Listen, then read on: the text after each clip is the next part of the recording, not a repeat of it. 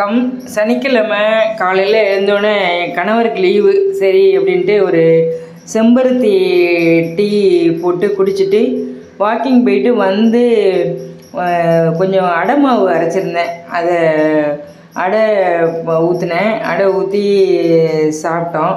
சாப்பிட்டுட்டு அப்புறம் கொஞ்சம் நல்லாவே ரிலாக்ஸ் பண்ணோம். அடைக்கி கொஞ்சம் தேங்காய் சட்னியும் கொஞ்சம் வெல்லமும் வச்சு சாப்பிட்டோம். மோஸ்ட்லி வெல்லம் தான் வச்சு சாப்பிடுவோம். இன்றைக்கி சரி தேங்காய் சட்னி கொஞ்சம் வர அப்படின்னாங்க, சரி அரைச்சி சாப்பிட்டோம். அதுக்கப்புறம் ரிலாக்ஸ் பண்ணிட்டு மத்தியானம் தான் சமைச்சேன். சாதம், வெள்ளரிக்கை, கொஞ்சம் முள்ளங்கி சாம்பார், அப்புறம் பீன்ஸ் பொரியல், கத்திரிக்காய் முருங்கைக்காய் வறுவல் பண்ணியிருந்தேன். ரொம்ப நல்லா இருந்துச்சு கத்திரிக்காய் முருங்கைக்காய் வறுவல்.